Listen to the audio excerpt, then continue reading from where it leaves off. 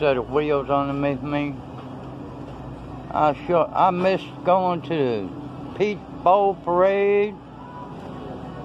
There's all kinds of stuff I miss. I end up relying on the TV for content. 2020, that makes sense. No! It can't be 2020. What are we, the Jetsons? Okay, fine. I guess it's gonna be 2020, but it's weird. It's already 2020? I'm still writing 1993 on checks. Okay, nobody writes checks anymore, but if we were, I'd be writing 1993. It's already 2020? And thankfully didn't happen. To me, 9/11 just happened. I remember it like it was yesterday, because to me, it was yesterday. Besides, 2020 is not a year. It's a news show on a different network that was created to compete with 60 Minutes. By the way, don't forget to watch 60 Minutes tonight. Something that everybody knew. He was saying, I assert my right to say whatever I want, whenever I want to. Sometimes it will be true, sometimes it won't be. But I'm king of reality, right? And what are you going to do about it? It's a power move when he lies, and it's a power move when he tells the truth, because only he chooses when he does what. Right?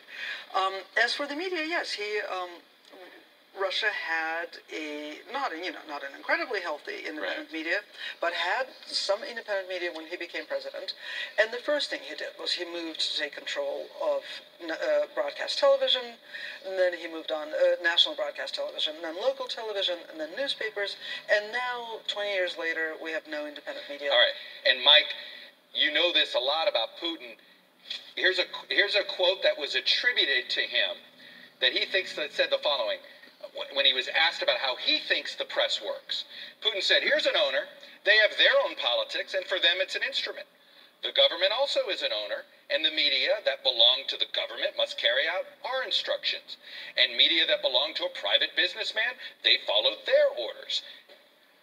Well, that's his view. That's most certainly his view, and that's why one of the first things he did in the year 2000 was to seize control of 2 of the national television networks so that they were completely controlled by the government. He understands the power of media. He has begun to export his ideas through multiple channels, both digital, media, and television. There's a phrase that I was reading in this research that really struck me, and it's called toxic cynicism. That is what is in Russia right now, and that is what he hopes to export to the West.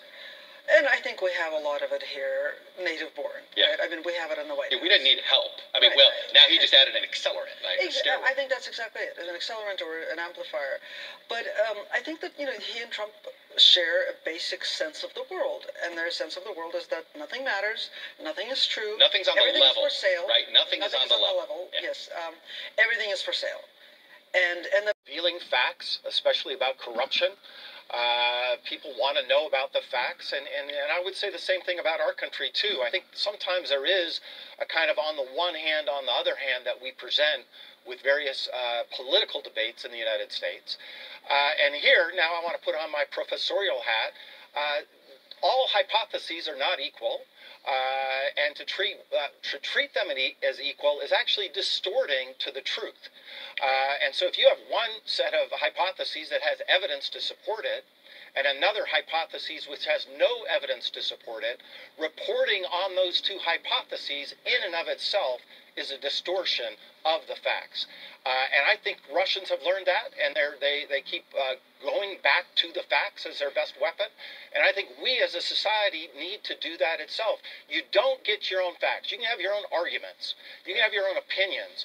But 2 + 2 needs to equal 4 for Democrats and Republicans every day, not just Mondays, Wednesdays, and Fridays.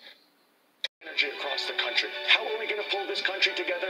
We take on the biggest challenge in history. We save the world, and we do it together. Fact is, every insurance... By 2018, that number had gone up to 56%. Meanwhile, fewer Republicans watch CNN, and viewership has actually dropped in that time span by 6 points. 46% of Democrats called themselves MSNBC viewers in 2004. That has now risen to 55% last year. Republican MSNBC viewership, meanwhile, has dropped 14 points. All of which brings us to Fox News.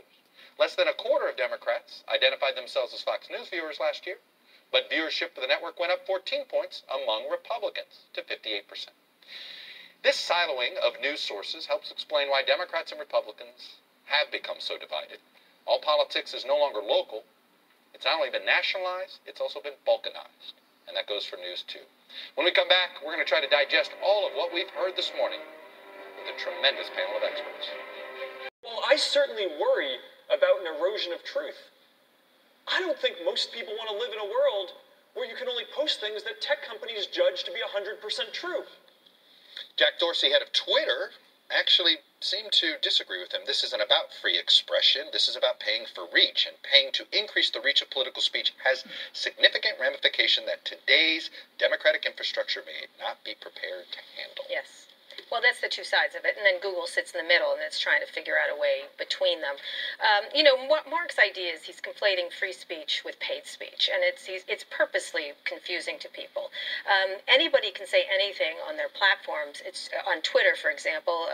Donald Trump continues to tweet, as you noticed this week, perhaps, but his campaign doesn't get to do paid advertising, and that's a very different thing.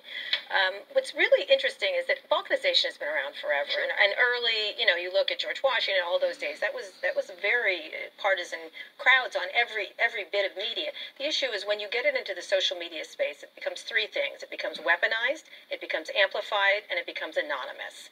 And the enragement speaks to the fact that people are seeing information that provokes an emotional response. Well, trust is emotional too. It's like love. You don't remember when you fell in love necessarily. You don't remember when you decided to trust journalism necessarily. But that emotion is broken. And I think part of what we have to do is acknowledge that there is a heart piece of this, that people are trusting these lies and this misinformation, and a lot of them are just damn lies. But they work. They give you comfort. They make you feel like the world hasn't changed in ways you don't understand. And it doesn't mean we affirm the lie. It doesn't mean we don't speak the truth. But if we're ignoring the human part of this, none of what we're doing is going to work. Matthew, he's getting at what I wanted you to... Decades old. Sure. What gives us this perfect storm of alt-truth is a few things. One is you have the technological change, which Kara mentions. Another is you have the institutional breakdown, which I think you showed earlier in the program. Confidence in these big institutions is just totally fake. Thank God for Congress, or and then we'd be and then what makes it? Then you have President Trump, right, who kind of plugs into benefits from both of those changes, but also uses it to amplify his message. And so what you end up with is this place where no one can really agree on the very basic material governing our democracy. A provocative headline link. Rush might say it in his fun little way. Then it does make its way into Fox News, and then, of course, your Facebook feed. How do you create more accountability in the conservative ecosystem for basically dealing with propaganda?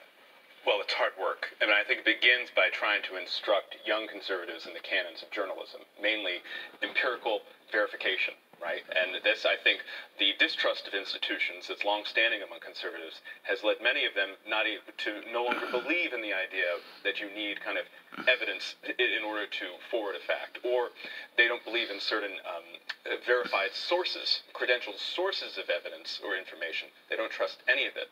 One other change that I think it makes all this more difficult is it used to be you could go to the supermarket and you see the tabloids and you see the Weekly World News and the alien has predicted who's going to be the president this year, and you move past it. Right. Maybe social media they can trust more than others. Yep.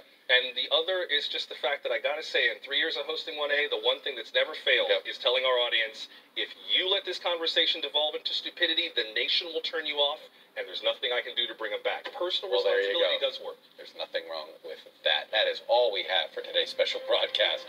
Thank you for... Today, everyone believes that they know what the truth is. Social media has become a platform of disinformation.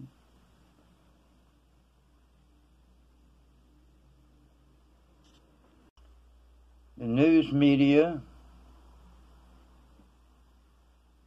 has become totally propaganda. What is it that we are to believe? It's here, ladies and gentlemen, in your own head. What you believe and what you don't believe is in your own head. Don't let somebody else make those decisions for you.